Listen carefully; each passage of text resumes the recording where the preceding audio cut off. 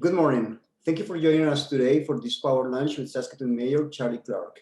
My name is Henry Witrago. I'm the Marketing and Communications Manager at the Saskatoon Chamber of Commerce. This event, as many of the ones that we host, is going to be recorded for sharing later on social media.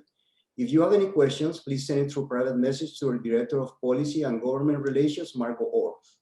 Now, to host today's event, here's the Saskatoon Chamber of Commerce CEO, Jason Abeg. Well, good day, everyone. Welcome. Good to see you all. I'm Jason Abeg. I'm CEO of the Greater Saskatoon Chamber. It's a pleasure to welcome you all here today. The Chamber team and many of you are participating today from Treaty 6 territory in the traditional homeland of the Métis people. As a Chamber, we're committed to growing a Saskatoon rooted in shared success, respectful relationships, and true reconciliation. And if you're joining us from other parts of the province today on other territorial lands, a warm welcome to you and thanks for being here. It's my pleasure to thank today's Power Lunch sponsors, our promoting sponsors, CN and Campotex, and our partner sponsors, Par Auto Body, McClelland DeBoucher Chartered Accountants.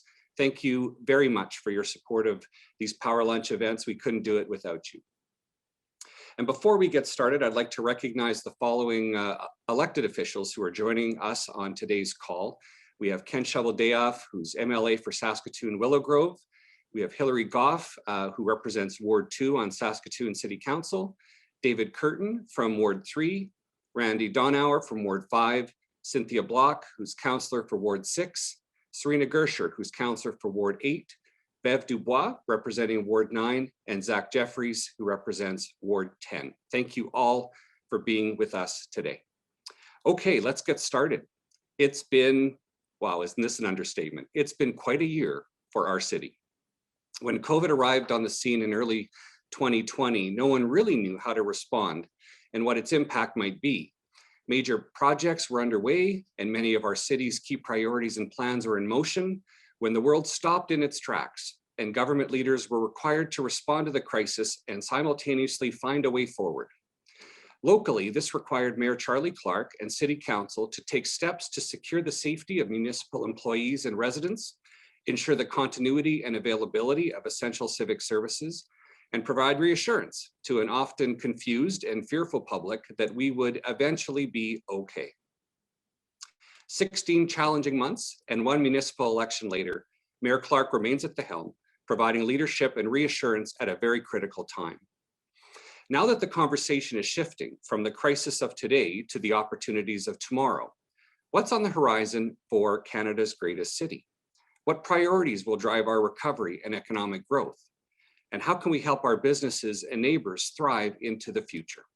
So to unpack these questions, we've gone straight to the top and we're very pleased to welcome His Worship, Mayor Charlie Clark, to today's Power Lunch. Mayor Clark was re-elected in 2020 for a second term with a mandate to build a strong economic future where no one is left behind. His plans include continuing to foster innovative partnerships that build solutions to keep people safe, keep people working, and strive to make Saskatoon the most livable mid-sized city in Canada. We're very thrilled that Mayor Clark has agreed to meet with us today. Your Worship, thank you for being here. The floor is all yours. And you're on mute.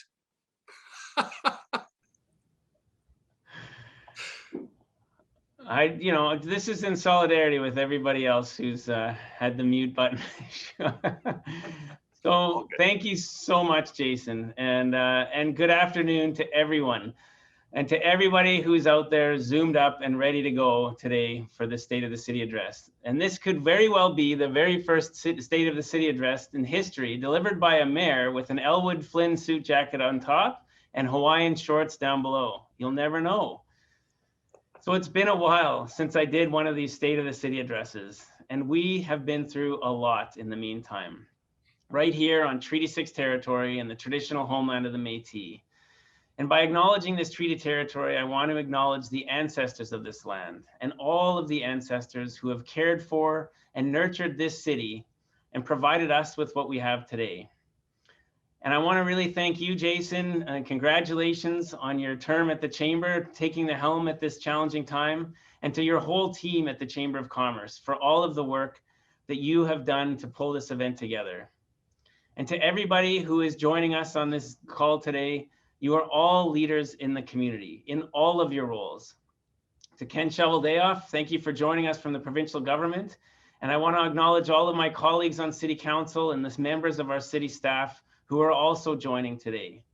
I have been so proud to work with this group of women and men who've been a big part of all of the developments and the priorities that I will be talking about in this address. As you said, Jason, we live in an amazing city. And what a time it's been to be a leader, to be a parent, a neighbor, an employer, an employee, a friend. Our city has been deeply impacted by this pandemic. And I know that some have been hit much harder than others. Over 500 people in Saskatchewan have died of COVID, leaving behind grieving families and friends. I know many people who have contracted COVID are still suffering from the symptoms. We have frontline workers who've gone out day after day, putting themselves at risk to protect and serve the community, facing incredible stress. I've been talking recently with hotel operators and restaurateurs who've expressed to me the frustration in hearing we're all in this together when they in their industries are staring down losses of 90% of their business. And now another summer likely with reduced capacity.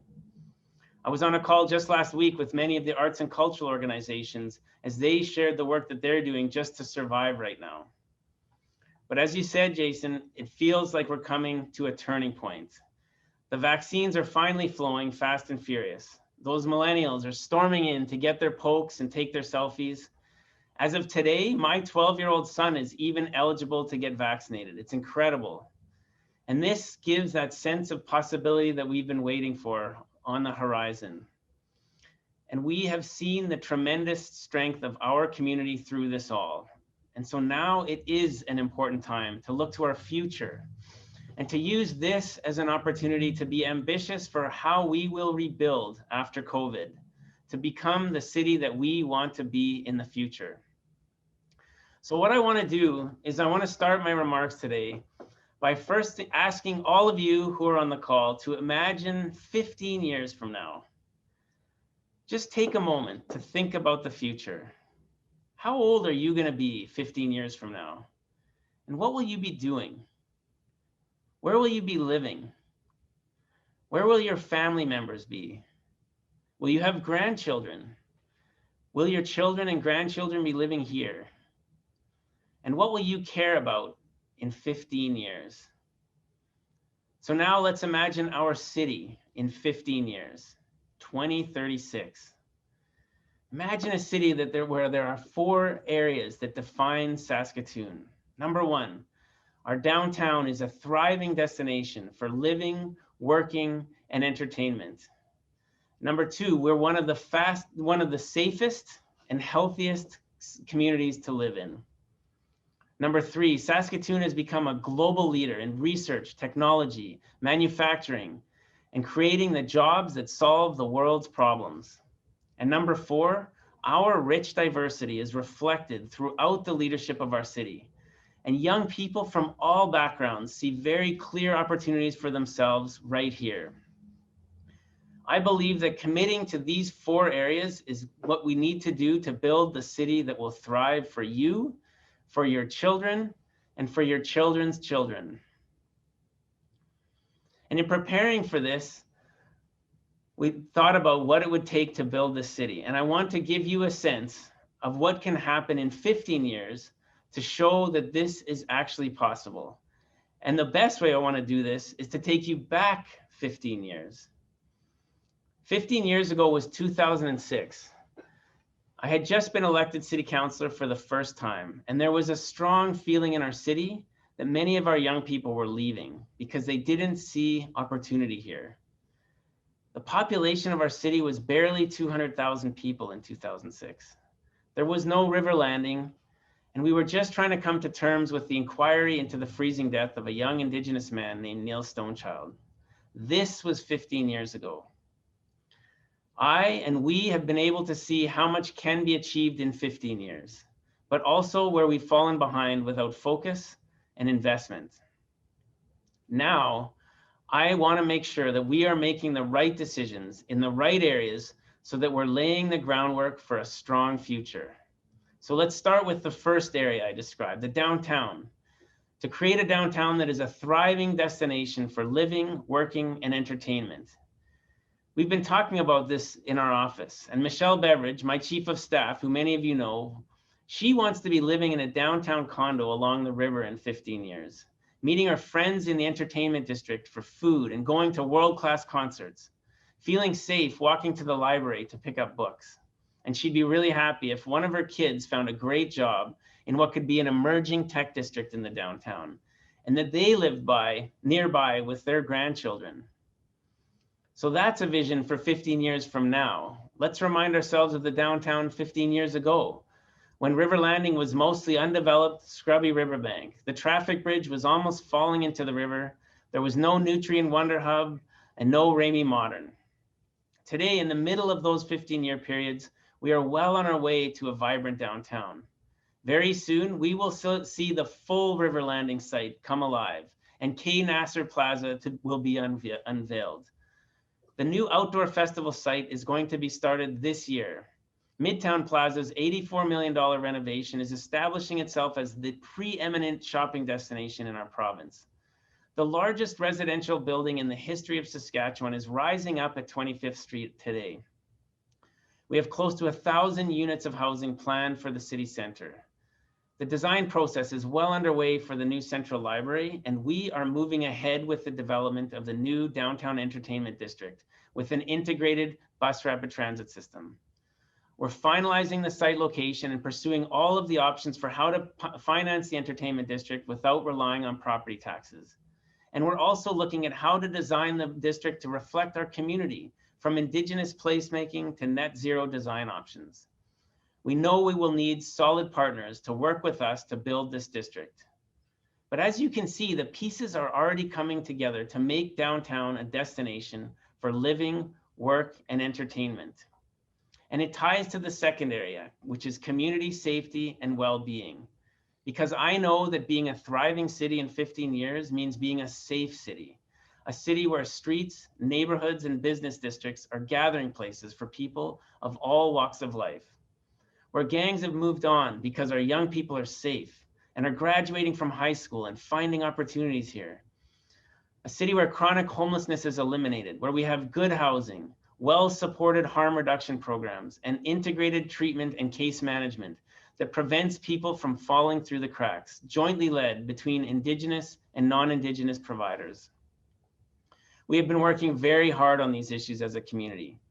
But the combination of increasingly toxic drugs, weapons, poverty, and inequality, and now the effects of the pandemic are making the crisis even worse. But there are key lessons emerging about what we must do to make progress. Toby Esterby is the current board chair of the Saskatoon Housing Initiatives Partnership, or SHIP. And through his work with Camponi Housing, he's been building innovative housing solutions for many of the hardest to house in our community. I asked him his vision for 15 years from now. And what he told me is that his vision is that vulnerable citizens will be welcomed into the social fabric of our city, that they call Saskatoon their home with a clear sense of pride and community-supported self-worth. I know that this is at the heart of what we all want. And this is what the Saskatoon Tribal Council's Sawaito project is built on. The Cree term Sawaito means to start by acknowledging the humanity of the people who are struggling.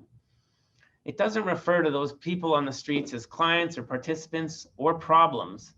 They're called relatives. And the project team works with them as though they are brothers, aunties, and daughters. And the project has had impressive results in the first 6 months. But it is only one piece of the integrated continuum of care that we need in our community. Another piece is to create more supportive housing options, housing plus supports, the supports that keep people stabilized and off the streets. And one example is Camponi Housing's Edwards Manor. This is a facility that has on-site psychologists, nurses, elders, and cultural support. And while this takes resources, it is still far less expensive than managing people in emergency rooms, ambulances, jail cells, and on the streets of our downtown and Riversdale districts. I know one of the people who has been housed in Edwards Manor for over a year now, after decades of being in and out of jail and on the streets. People who have been working with him for years cannot believe his success. What we need is 10 more Edwards Manors in our city. And this is what it will take to take the pressure off the lighthouse and deconcentrate the activity going on in the downtown and the city's core. To get there, we will access new federal housing dollars to build this capacity. And we need to strengthen working with the provincial government as a key partner, as they have been coming to the table in increasing ways, and I'm grateful for that. The Saskatoon Police under Chief Cooper are also changing how they work. They're integrating their response with crisis workers and community partners, Mobile Crisis, EGADS, the Saskatoon Tribal Council, and Ogiji'Towik Patrol Group. This is improving our coordinated response and building the continuum of care needed to break the cycles of gangs, addictions, and homelessness. And I also have been so happy to see how the Chamber, how business improvement districts and other business leaders are stepping up and coming to the table in new ways to support coordinated, integrated solutions to break these cycles. The path to a safer community is to create a coordinated continuum of care that addresses the pain and root causes that feed these cycles. The third area I want to talk about a vision for the future is for good jobs, where we will become a global leader in research, technology, manufacturing, and the jobs that solve the world's problems. I see Saskatoon as a magnet for talent and investment in good jobs, in the jobs that make a difference for people. Because we know the future of work is intertwined with the digital and tech transformations that are already underway, and that the best cities with the best job opportunities will be the ones that are making plans now for how to be connected cities. And a city that knows how to work in partnership with the tech community, post-secondary institutions, industry, and government. A city with equitable access to technology that makes sure that every kid from every background has the digital skills that they need to succeed in this world. 15 years ago, Aaron Janae, who now works with Siemens as an applications engineering manager, was a graduate in computer science at the U of S. He remembers that our tech ecosystem was small. It was mostly engineering and hardware companies, but there was potential. So he and many of his classmates stayed here in Saskatoon or returned here after going and cutting their teeth in Silicon Valley. They have become the founding members of a new generation of tech companies, now employing thousands of software developers, technical sales and marketing experts, and more. And he believes this is only the vanguard of an innovation economy that permeates every aspect of the city and economy, from online sales for our local restaurants to corporate headquarters connected to remote mining sites. I remember about 4 years ago, I was talking to Aaron, and he told me that the young people they're hiring at their company are making it clear that they are drawn to companies involved in solving the problems the world is facing. And this is what we have right here. Companies and universities working together in partnerships around the world to build the next generation of solutions in food production, sustainable resource development, green energy solutions, and medical solutions. We have the newly announced VITO National Pandemic Research Center, the Agri-Food Innovation Center, projects emerging like Project Ribbon. Western Economic Diversification has identified that of all of the cities in Western Canada, Saskatoon is the best positioned to build the value-added agricultural sector. And we have rapidly growing Indigenous economic development here. First Nations are choosing Saskatoon as the place to make millions of dollars of investments and growing companies right here. And we're also creating new jobs like in retrofitting, building design, and renewable energy, adapting to the global transition to a low carbon economy. It has become an imperative that we make this transition, or we risk being left behind as the global economy changes. Much of this future planning is in the economic growth strategy that we launched with Srita and other partners, including the Chamber, in March 2020, a week before the pandemic hit us. This strategy has it all. It lays out the path for our city to become a global leader, and based on the strengths that we already have. The final area I want to talk about is inclusion. The work we need to do to build a city where young people see themselves reflected in the diversity of leadership in every sector of our city. Saskatoon has all of the potential to be a diverse global city where all people are valued.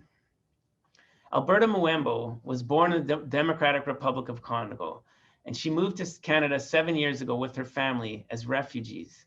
She's a student, an interpreter, a community activist, and a talk show host. And her words to me about diversity and inclusion were this: She said, representation and leadership is crucial for the psychology of minorities. It was only after Barack Obama became president that many of us understood that the sky is the limit for anyone. The young leaders that I meet in our city, from the Black community, the Indigenous community, from communities of color, the LGBTQ2S community, they're incredible. And they are ready to shape our city in important ways, if our city is ready for them. And I know we're not there yet.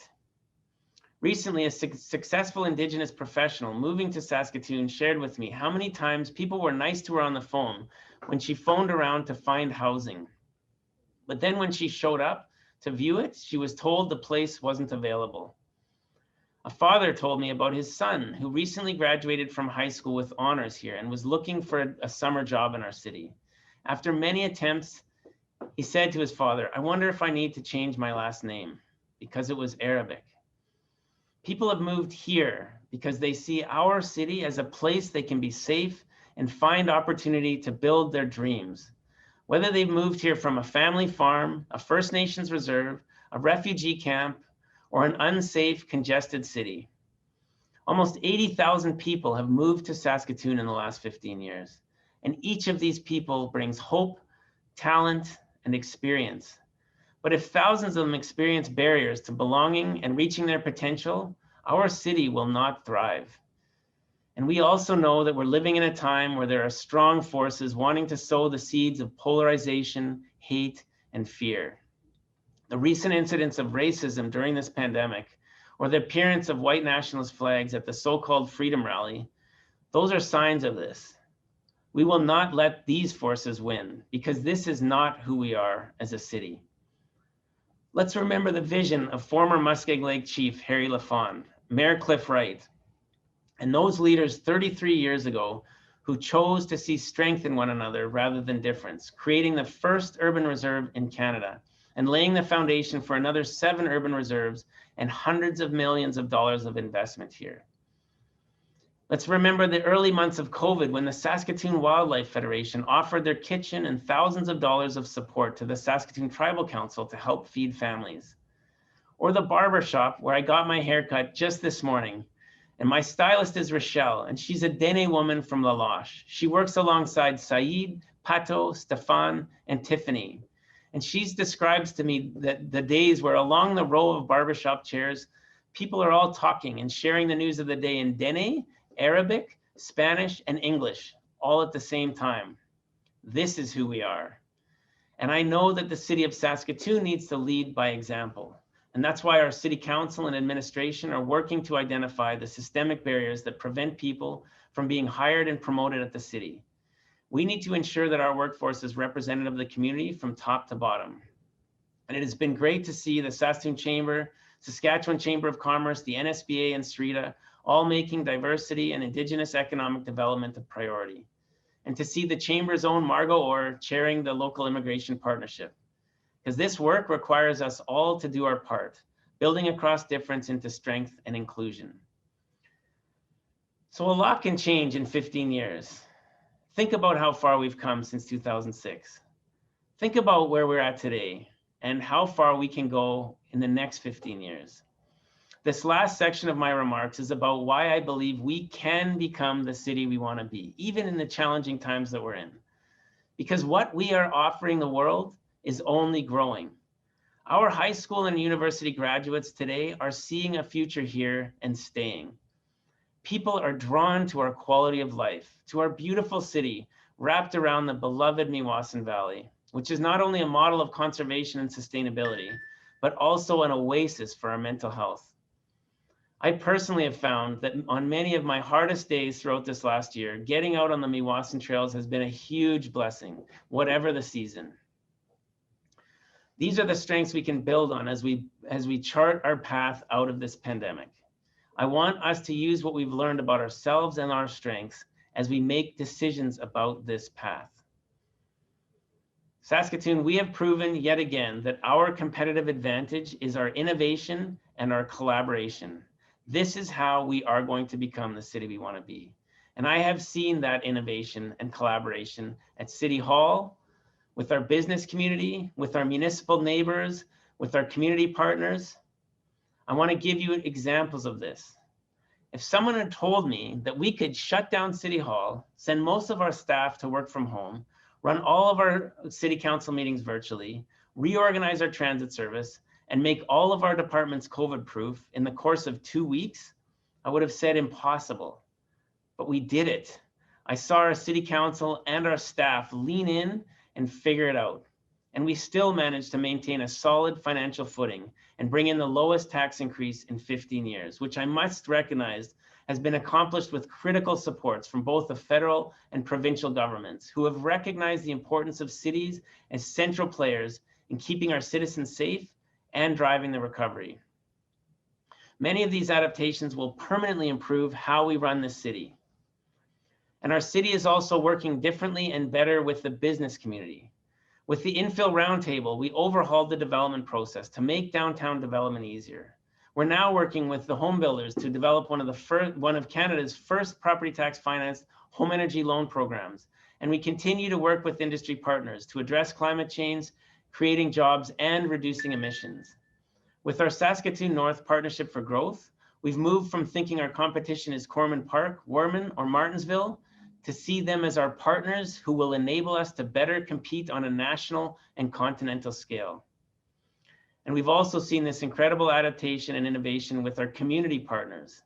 We have seen an explosion of rec and cultural facilities like Gordie House Sports Complex, the Nutrien Wonder Hub, Ramey Modern, Shakespeare on the Saskatchewan, Wanuskewin, all built through innovative partnerships, incredible volunteer efforts, and outstanding philanthropy. This has all saved taxpayer dollars and created a city more attractive to families and to visitors.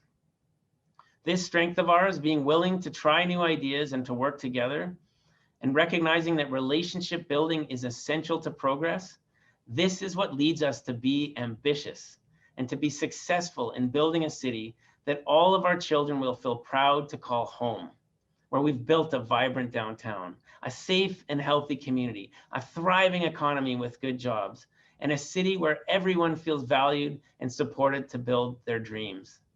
So I've told you how I see our city in 15 years. I want to know how this fits with your vision of our city. And I want to work with you to make it happen. And as for me, where will I be in 15 years? Well, I want to be on a patio in a beautiful downtown square, maybe with toddling grandkids, enjoying all that we have built, and to have no reason for anyone to talk to me about potholes or snow clearing. Thank you very much. Thank you very much, Your Worship, for your remarks. Most importantly, thank you for inviting us to cast our minds 15 years into the future after a year where we've been living 15 days and 15 hours at a time. It's exciting and compelling to actually cast our minds that far and start contemplating a different day. We'll let you take a sip of water and relax for a moment as I remind everyone how we'll get questions and comments into the mix today. For all of you who are participating, simply use the chat function and send a direct message to Margot Orr. Margot is going to funnel all of these my way, and we'll get as many of those questions and comments into the mix as possible in the time that we've got. So please do that. We'll look for them. And let's just get going. You know, Your Worship, you kind of touched on this a little bit, the year that was. Let's just start with that question. How are you? How's your family? And what has helped you sort of stay focused and positive over the last 16 months? Well, I'm not gonna lie. I think like everybody, I've had good days and I've had bad days through this. And sustaining that sense of hope and optimism and focus on the future is something that I know takes all of us energy. And I've been empowered by the work with the community, work with my city council colleagues, work with our administration, work with the community partners who've been made it possible to sort of know that we can get through these challenging situations.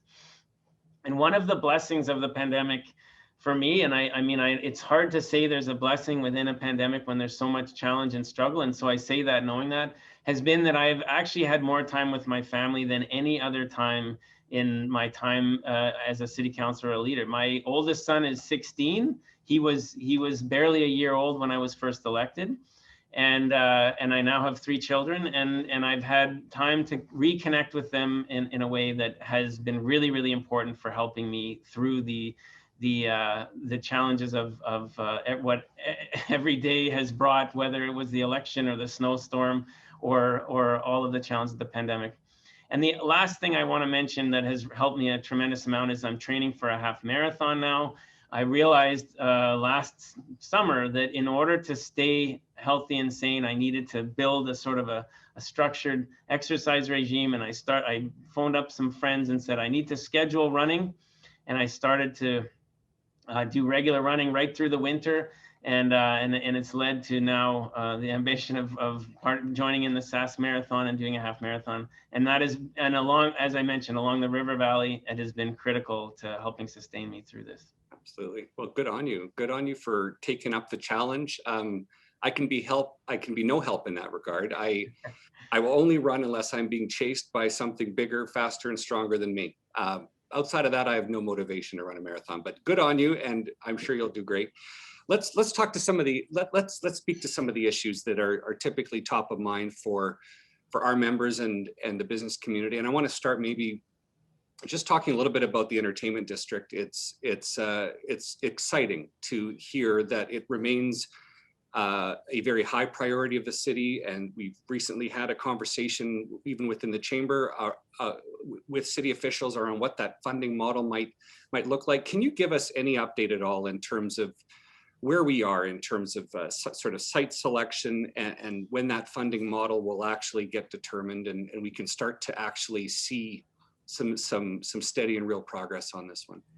Yeah, I mean, I recognize there's a feeling of anxiousness about getting some answers and clarity about that. I think one of the things that is especially driving that is a concern about Regina, and are we going, is because Regina is talking about an arena, we don't want to lose the race to Regina. And trust me, I don't want to lose the race to Regina in building the entertainment district.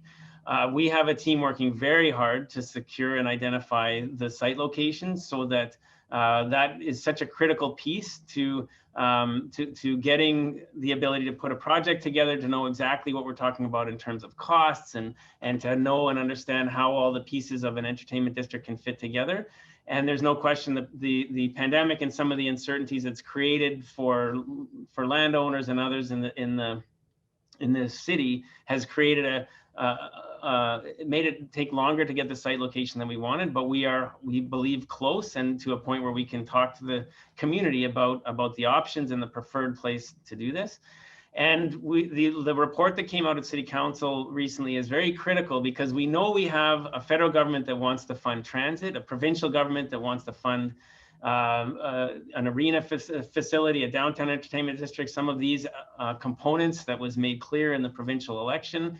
And we also know that there's some really, really good lessons to learn from other cities about how you can use creative financing tools to make sure that you are not relying on property taxes as a primary way to fund this, because that will be a deal killer for this whole thing if it requires a huge property tax investment. So we are very focused on making sure that we make progress on this, that we have a clearer picture to be able to paint to our own community, to other levels of government that want to fund this. And we continue to engage with both the provincial and federal governments all the way along on our planning and development. And the other key piece is that we will need those partnerships in the community to do this, whether it's through using some of these financial tools that will have an effect on hotel rooms or on restaurant meals or on rental cars or on whatever those things are, but also private partners to build this facility. And we're looking at all options, including First Nations who potentially might want to invest because there's a lot of interest and others. So we're seeing some positive developments. It's a complicated piece to put together. It's a generational project for our city. I think we're really seeing some great signs and great interest in making progress sooner rather than later. It's good to hear. I mean, as we talked about, it has the potential to be a huge economic stimulus project at a time where stimulus would be good. Without pinning you down exactly what our downtown needs to help regenerate and to sort of be able to really make sure, as there's all of the uncertainty of the downtown with vacancies and people, not as many people working downtown, some of the safety issues, we know we need to create the momentum and the projects that will keep the heart of our city strong. And so that's one of the reasons I see this as really instrumental. Yeah. Just on the subject of infrastructure projects, of course, the new library is sort of out of the chute in terms of a process, and now I think it's in the earliest stages of its functional design and stakeholder kind of needs assessment phase. But of course, the conversation around the library prompted a lot of questions around procurement and really the opportunity that public infrastructure projects offer, which is to sort of reinvest tax dollars back into the tax base by trying to procure local, by trying to get as many suppliers and vendors who are local and paying taxes here involved in the economic, upswing opportunity that these kinds of projects present. Can you just speak to this concern a little bit and how the city is approaching procurement, ensuring that sort of that best value or local procurement concept is top of mind? Yeah, well, first of all, we've been working very hard as a city to make our procurement process more efficient, more transparent, more easy to access through a whole overhaul of our procurement, because that's so important to have a fair and level playing field. Even within our city, when we're spending millions of dollars, that we want to make sure that our procurement process is modernized and effective. And we have a team that's been doing very important work on that. The best value procurement conversation is also a very important one. And it is one that because of the new partnership trade agreement, you cannot just simply say, we're only going to contract this project out to a local business. It does not allow you to do that. So what best value though does is it says, well, it may be the case that you can't just simply put that in a provision in a trade agreement, but you can recognize that there are certain benefits that can be found by having local businesses that should be valued in the procurement process, because you have access to direct support, you have those communication benefits, you have a whole number of impacts that can actually make the relationship with the provider and the long-term impact of the service work better. And so we have been working with the NSBA has been working hard on this, the provincial government and Opportunity Saskatchewan has been working hard on this, and we've definitely learned quite a few lessons with some of our recent projects on procurement. I would say the Ramey Modern is one, for example, where we learned that having a design bid build process, the way it was set up on that, created some challenges that we now know that we can improve upon and use processes that do recognize the value that local companies can bring, and also create more efficiencies and effectiveness in terms of how projects are delivered. So this is a real priority that has a significant impact on the operations of the city. You mentioned the festival site in your remarks, which was really interesting in terms of at least the concept and the plans around it. Can you just speak a little bit more about how this facility plays into your vision for the downtown plan, and then how it could relate or have any relationship to the future entertainment district? It's probably been at least 15 years that the people who run festivals in our city, whether it's the Jazz Festival or the Children's Festival or the Taste of Saskatchewan event, have said we don't have adequate and sufficient facilities to be able to properly put on festivals in the downtown. And so there's been a lot of shoehorning and making things work in our existing sites. So that's why we took a step back and said, well, let's pick one site that we can put all of the right pieces in place that will be able to make it easier and more cost effective to put on some of these great festivals and events in our city. And it was actually not, when I would have guessed where the site would be, I didn't guess Friendship Park, which is where the site has ended up. But it was through a very deliberate process of evaluating and looking at all of the different places from Victoria Park all the way up to Kinsman Park, as to what was the best positioned place to be able to put on these festivals and events that would meet the needs of the event providers, who are a very critical part of this, and also have the access to transit, parking, pedestrian, cycling access, all of those components. And so that's the more that the picture was painted about how that site, in conjunction with the Kiwanis Park and River Landing, becomes a hub for a lot of these outdoor downtown festival activities. And so I see it very much fitting with the overall goal of creating a very vibrant and active downtown. And by creating the infrastructure to put on festivals better, I hope we see even more festivals and activities. And the relationship to the downtown entertainment district is still to be determined based on the ultimate location that entertainment district happens. But it feeds certainly on the development and activity of River Landing, and all of the opportunities that we have to create that downtown that we're looking for. And there will be opportunities for integration between the two, because we are trying to plan how all these pieces will absolutely fit together. Let's on the subject of festivals and events and entertainment offerings, let's touch briefly on Prairieland Park. The city solicitors weighed in on this one. Council's weighed in on this one. What is the final word on from the city in terms of intervening in any way with Prairieland Park's plans to extend its offering? Well, the reality with our arrangement with Prairieland Park is they have a 50-year lease that goes until 2045. So and they have made financial decisions, planning, investments based on the terms of that lease and the fact that they have a long-term lease. What has been asked of the city is for the city to step in, break the lease, and take over the land that's where Marquis Downs is, and to somehow change the outcome when it comes to horse racing. For the city to do that, it would essentially put us in a very precarious legal position where we'd be open to lawsuits because of the nature and the terms of that lease. So it is just not a viable or realistic option for the city to get involved in. We have not had a role in horse racing.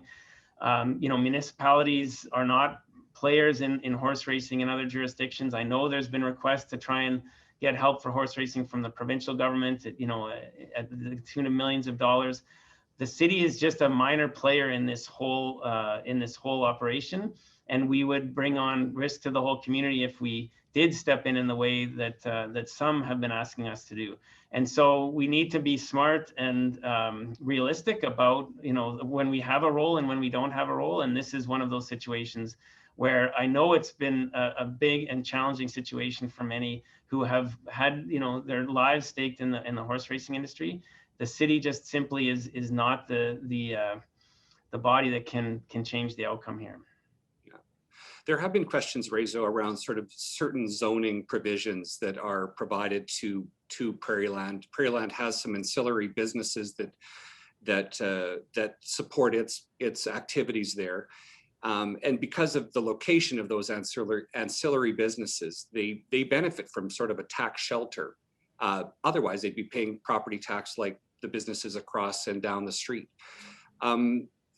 We've raised these questions, and I know that there are discussions underway. Have there been any progress on the talks around zoning for the operation, sports on tap and other future ancillary businesses that Prairieland might host there? Yeah, I mean, these are going to be important conversations, with any future plans for Prairieland and the facility. As I understood it, historically, Sports on Tap was provided a tax abatement because it was also associated with the horse racing industry and some of the off-track betting and some of those things. I think it's a legitimate question to look at and say, is it a fair to have a sports bar like that paying property tax or not paying property taxes when another sports bar in the community does pay property taxes? And as Prairieland sort of unveils and develops its plans, there are provisions where there does need to be city council involved in any new concept planning and any of the future developments. And I think these are going to need to be important questions that are discussed and explored, and to make sure that whatever the arrangement is there is fair and reasonable to other service providers in the community and other businesses in the community, and also that it does, have the best benefit overall to serve the community with the activities. But the city, that is where the city has a role, is to determine some of those provisions, not to determine what activities are going on at Prairieland. It is very clear that it is not City Council's role to pick and choose what should be going on. Whether or not there should be some adjustments around the zoning or taxation, I would say is about the extent of our role in that. Okay, no, appreciate the clarification, and it's good that there is a real conversation happening around zoning and tax status for those kinds of ancillary businesses. I want to shift gears a little bit. Dare I say the word pivot? We're all sick of the word pivot, but let's be honest. I didn't use it in my address. I was very impressed. I was listening for it. I was going to hit the buzzer, the minute I heard it, but you held back. Good for you. But, let's be honest, businesses and organizations of all sizes have had to pivot this year to respond to, the immediate crises. I think what many have found is that they may plan on continuing with some of the changes they've introduced to their operations in terms of how they serve their customers. Let me hear from you. What aspects of the city's operations or approach do you think will change in light of COVID? How will things be different at the City of Saskatoon going forward from where you sit? Yeah, well, this pandemic has had a huge impact on the city, and one thing I want citizens to know is how proud I have been to see our staff, and we have a relatively new senior leadership team. Jeff Jorgensen is our city manager, and there's quite a dynamic new group, a group of people who've risen up within the city, and also a group of people who we brought in from the outside, from private sector, leading the team. When the pandemic hit, I saw this group come together and break down silos between departments, go all in on saying, okay, this is totally uncharted territory. How do we work through this? But also, how do we take lessons from this crisis and make sure that we're not missing a chance to learn from it? And so everything from how and what we look at work from home arrangements, where there's opportunities to create work-life balance for our employees, but also be more efficient in how we manage our facilities and our office space, to the work that's happened to put so many more services online for people, because we had to reduce the amount that we could have people coming in and out of our offices. So whether it's building permits, business licenses, so many of the different ways that people rely on the city, we now are becoming more and more agile at being able to provide that service to people online, and reduce the amount of travel either our staff or citizens need to do to come down. We've run the entire city governance process through Microsoft Teams, which to me is incredible now. And I think it's a testament also to my colleagues on council who are on this. We've all, in order to be safe, adapted to that world, but we've been able to do it, and we had to learn, and we had to go through some really rough meetings, and we had, figure out how to use the chat versus, the, cameras on, cameras off, all those different things to also have a good governance process. And that, I think, will change and make us more efficient. We will go back to the chambers, but many meetings that have been happening where that require traveling and all those things, I think we will see happen more online. And the other big thing that has happened in the middle of the pandemic, the city of Saskatoon implemented Fusion, which is an entirely new approach to having one single software database platform to operate all of our systems. We were very outdated, running over 45 different software platforms that were not communicating to each other. People still had to fill out carbon copy leave forms if they wanted to go on vacation, and mail them around. We really needed to modernize our systems at the city. And in the middle of the pandemic, we made that shift, and we had a huge amount of staff. It was launched on January 4th of this year. It's going to have $40 million of savings in operational savings to the city in the first 6 years, and $9.7 million of savings a year from 2027. And in a lot of ways, the relationships and the partnerships and the work together that happened in the early days of the pandemic became critical for being able to do something like implement that ERP. And so I have seen very much the understanding that we need to embrace the change that this is bringing about and not miss the opportunity to change the way the city is going to operate. And I'm proud to say that I'm seeing that throughout the corporation. Excellent to hear. I mean, the savings alone on the implementation of an ERP like that is massive. Certainly makes life a bit easier in terms of working together. Can you touch on any other cost-cutting measures that the city might have taken this year to just keep the budget in balance? As you well know, there isn't a business or household in the city that didn't have to take a look at its spending over the last year and make some hard decisions. Can you touch on some of those things and ways that you found savings to offset any lost revenue to the city? Yeah, we've made changes to everything from any car allowance provisions that are there for the city to the way we have our cell phone contracts. We had layoffs within City Hall last year, both for all of the people who are seasonal workers involved in pools and in recreational facilities and all of those things. But we also went further and had a whole series of layoffs that we gave to staff that where their work just wasn't there, especially in those early days of the pandemic. We have implemented a discretionary hiring freeze, a discretionary spending freeze throughout the city, and made sure that we are taking as many steps as we can to reduce our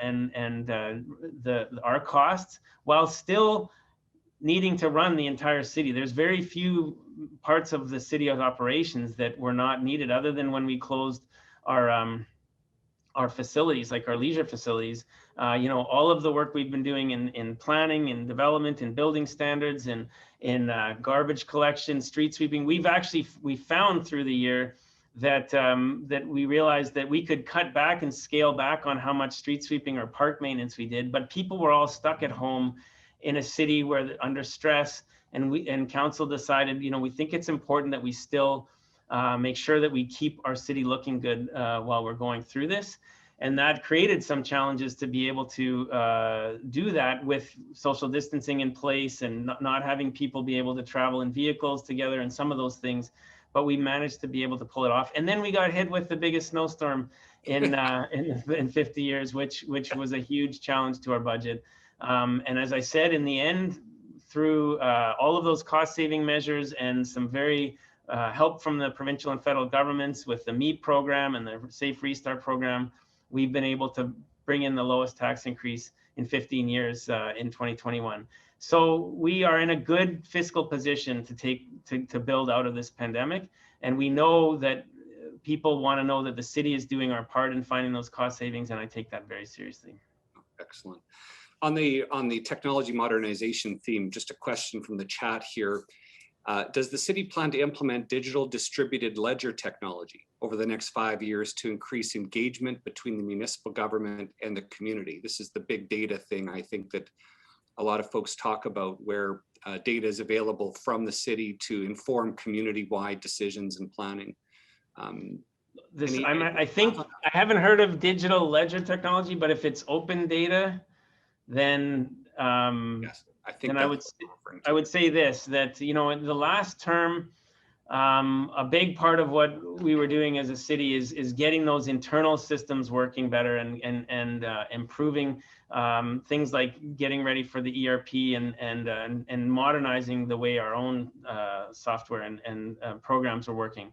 This term, I see that it's an imperative that we turn our attention to those public-facing, the digital strategy. And as I said in my remarks, to make sure that we're building a truly connected city, and open data and the opportunities that provides is one of those things. And so we've been implementing some tools, even like the waste and recycling app you can get on your phone, or the report a pothole, or a lot of stuff we've made much easier to get online, like I said, with building standards and so on. But the open data conversation opens an opportunity to do things like app development and to have local companies being involved in tracking some of the metrics of the operations of the city. How often are people putting garbage bins out or collection bins out, or what are the activities in parks, that we can learn from and to see what's happening, or the transit use more efficiently, so we can plan around all of those programs. And we have been talking, even just in the last month, with some of the tech companies and startups who are already have a lot of the capacity to do some of this work, to see how we can partner as a city with them in the same way we've done with the university, to use the skills and knowledge of those who, whether it's in the university or the industry side, to work with the data that we have to be able to create opportunities for jobs and employment in those companies locally, but also create better services for citizens. And I believe it's imperative that we make sure that we're doing that as a city. Question, you touched on this in your remarks. You touched on the Sawaito Town project that's being led by Tribal Chief Mark Arcand, but you've had a very, very big role in convening the tables where the province and Tribal Chief and the city and other stakeholders have sort of come together, realized some early success, and it was very encouraging to see some renewed investment in the program. But downtown safety, perceptions of safety, these are very real concerns. You work downtown, we work downtown. We see what's happening, and it's very concerning for people who have businesses downtown, who need a safe environment for their customers to frequent those businesses. Just talk to us a little bit about some of the other steps or initiatives that may be underway here to really promote personal safety, shore up confidence and perceptions around personal security downtown, ensure that this core remains vibrant and a welcoming place. Yeah, it's one of the biggest concerns I have right now about our city and our community, and the anxiety that I know is there. I mean, if you think of, and when I talk to downtown business owners or residents, if we're in a time when there's already all of the stress of the pandemic, some of the shops, restaurants, hotels, in the downtown are facing some of the toughest economic conditions they have in decades, and at the same time we have a growing amount of homelessness and addictions. We've seen the overdose crisis and the impact of really destructive drugs like crystal meth, creating behaviors and activities that are creating safety concerns. And we're seeing increased vandalism and graffiti and lots of these issues. So it's a significant concern. The importance of the Sawaito Town project is that what it has done, it's created a place where all of the community partners are together, and we have the provincial government, including both the Ministry of Social Services and Health, at the table, talking and working together to say, okay, what is happening? Where are people falling through the cracks? What's leading people to returning back into the streets and into the downtown over and over again? At the same time, we have a multi-departmental city approach right now, meeting as we speak, to work around some of the issues arising around the lighthouse. As with warmer weather, we're seeing more garbage, more trash, more people just kind of hanging around with nowhere to go. And we know that is not tenable. As I still am committed to working with the lighthouse and the province, this is underway to create a second location for some of the activities at the lighthouse and to reduce the pressure on that facility, which has too much stuff happening all in one place. So we need to have, as I said, several more of the facilities like Edwards Manor that have been shown to be effective at getting some of the people who are most chronically on the street off the street and stabilized. And we need to have that sort of the continuum of care to get them there. In the meantime, right after this address, we have the Board of Police Commissioners meeting, and we have an update from Chief Cooper on a downtown safety strategy.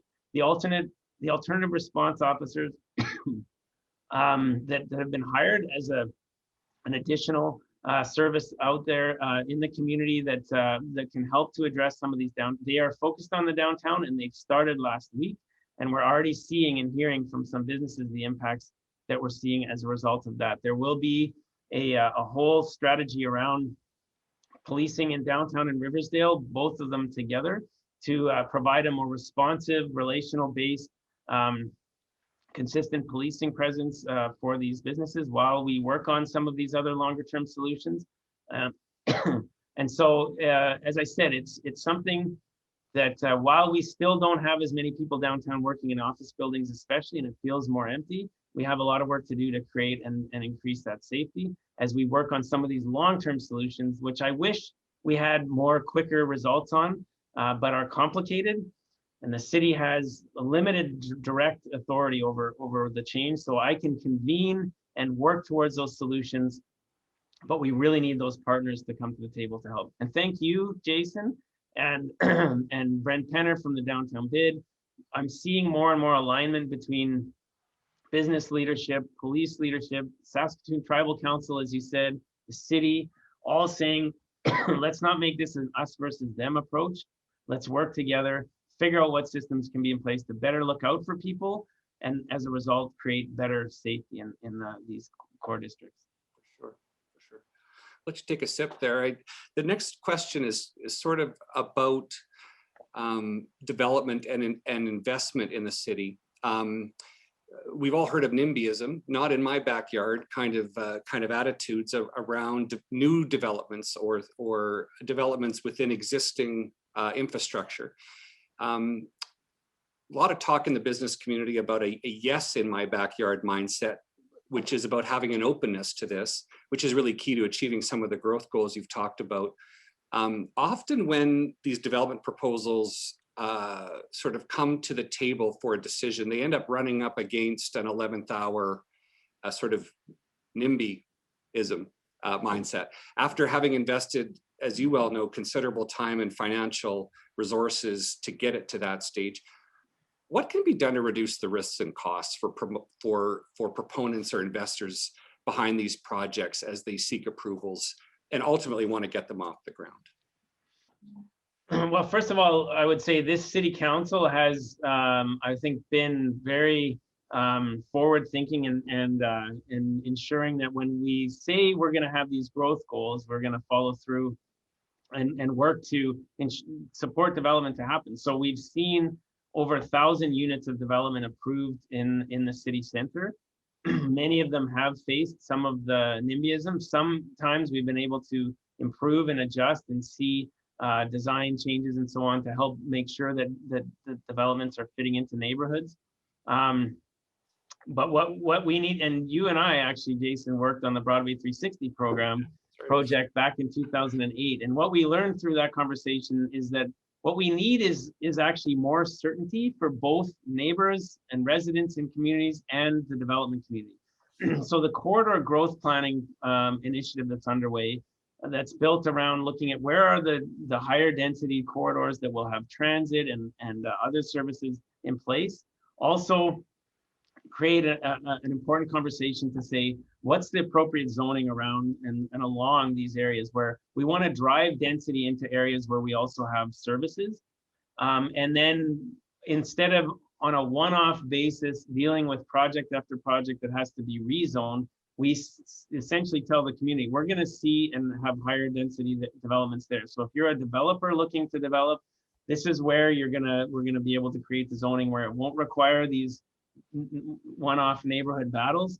And it also shows neighborhood, because what we hear over and over again when there's a project to say, well, once you approve this project, that means the whole neighborhood is going to become higher density. And what we need to do is to say, no, this is the boundary around that. These projects will go here, and then the single family character of a neighborhood that's in the core of it will be protected.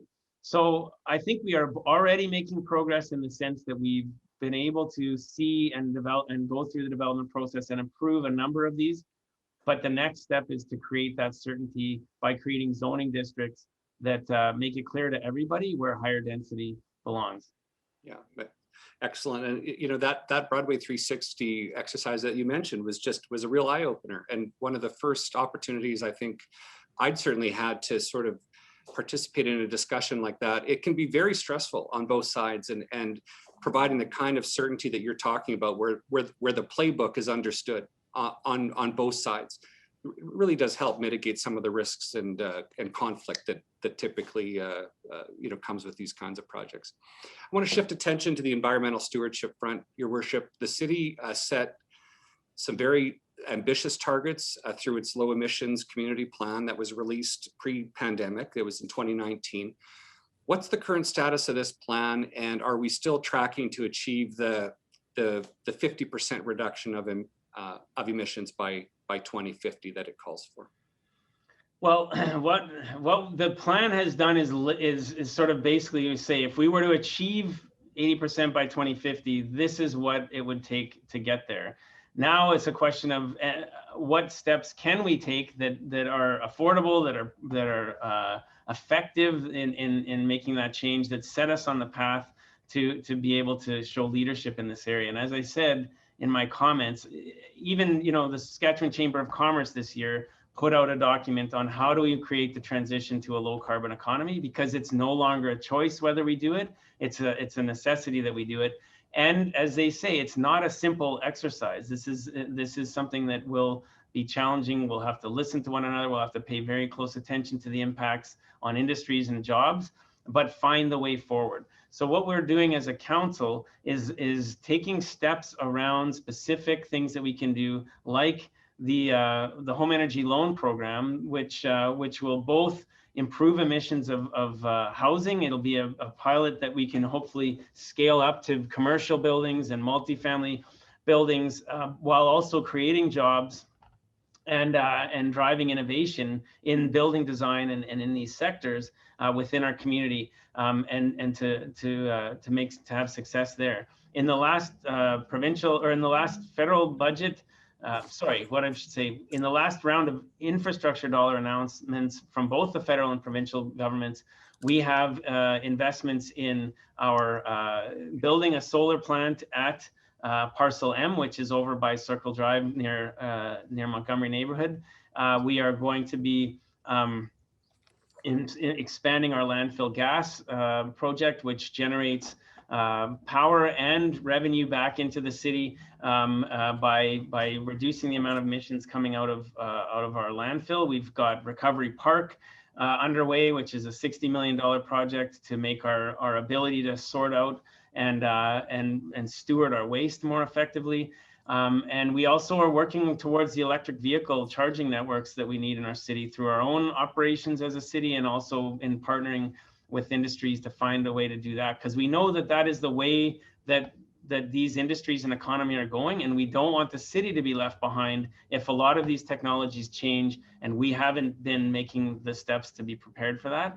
And so the way I see it is we need to be practical, but also bold in terms of finding who and where those industry partnerships are for us to make progress, so that as the expectations of our citizens and the world change, they look to Saskatoon and say, okay, this is a forward-thinking place where we're going to invest, where kids want to be part of, because they see that we're taking our steps to be responsible and to do our part when it comes to climate change and the low carbon economy.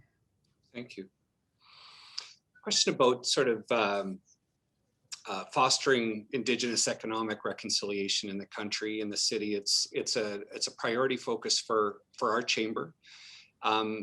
Organizations like the Canadian Council for Aboriginal Business have come out with costing to talk about the price of inaction in terms of not addressing the gaps between Indigenous and non-Indigenous people, their participation in the economy, their roles as business owners, entrepreneurs, founders. Nationally, it's estimated to be something in the neighborhood of $100 billion in lost GDP. When I think about our city, it would be significant for sure. From your vantage point as mayor, how do you think we're doing as a city on the reconciliation front? And more specifically, what do you think we need to do to bridge the economic gap here between Indigenous and non-Indigenous people in Saskatoon and facilitate greater participation in the economy? Well, this is a big question to try and answer in a short period of time, but certainly, the areas that we're seeing some of the most success are the way that Edmonton is still right now trying to establish its first urban reserve in that city. Winnipeg has, I think, 2. We are up to 8 in our city. well established, and what we're seeing as a result is millions of dollars of investment in our own city as a result. If you look at the Muskeg Lake Reserve out at Packham Place, they now have Lakeside Medical Center, multi-million-dollar medical facility on there. They have the headquarters of SIGA, again, $40 million, I think, construction, many jobs that have come to our city. Those jobs could be in Regina, or they could be in PA or somewhere else. They've come here as a result of us doing this. We have Kakawishtahow First Nation working towards a major investment in the land development up near the airport on the east side of Hampton Village. I'm meeting with First Nations leaders on a regular basis who want to invest millions of dollars in our city because they see this as a place where we're wanting to work with them and to create those opportunities. We have been doing work and learning from the mining industry on Indigenous procurement and on looking at how do you create ways to incentivize the companies that we're working with and support the development of Indigenous-owned businesses that frankly have not had as much runway to get developed and established in the economy previously. And I believe it's reasonable to say, how do we make sure that we create the conditions for those companies to grow and develop and to create employment for people here? Those are where we're having successes. I think where we need to do more work is for all of, whether it's, and the city of Saskatoon is really taking a more aggressive look at this, but all companies to look at their own hiring practices, to look at their own internal operations, to say, what can we be doing to making sure that we're creating those opportunities for young Indigenous people to be able to succeed within the city, within our companies. I hear too many examples of people not even getting a look because of their name or because of their skin color within the community. And what we need more and more of the kids growing up in our city to look around and see that that people like them are doctors, are lawyers, are board members, are city councilors, are in leadership positions within the city. And that's with the Indigenous community, that's with the Black community, that's with the South Asian community, that's all of these, the LGBTQ2S community. Because I'm hearing too many examples where people are not feeling like they're able to contribute. And those costs we're talking about, there's still far too many young Indigenous people, especially ending up in jail rather than graduating high school. And that is a cycle that is terrible for them, terrible for their families, and it's terrible for the city because it leads to more crime and alienated youth. So I think we have a lot of work to do to create the culture as a city where we continue to support and identify how to create opportunity for these whether it's through our own companies or through partnerships, to really make the progress that we really need to make in the years to come here. Thank you, sir. Well, looking at the clock, it looks like that's about our time for today. We'd love to keep you here for the afternoon. There's no shortage of questions and comments that we'd love to put to you. But on that note, we just want to thank you for your time today, and certainly want to thank you for your time and availability whenever we reach out from the chamber. Like you, we value those opportunities to work together and pursue great opportunities for Saskatoon. So thanks for making yourself so accessible and available to us. We really do appreciate that. I want to thank today's Power Lunch sponsors. Our promoting sponsors were CN and Campatex. Our partner sponsors were McClellan DeBoucher Chartered Accountants and Par Auto Body. Everyone, I'll just invite you to log off now. We'll ask Mayor Clark and any media present to stay on the line for a short media scrum. And everyone else, you're free and clear to get on with the rest of your day. Take care of yourself, take care of those around you, and we'll see you at another Power Lunch again really soon. Thanks for joining us. Bye-bye.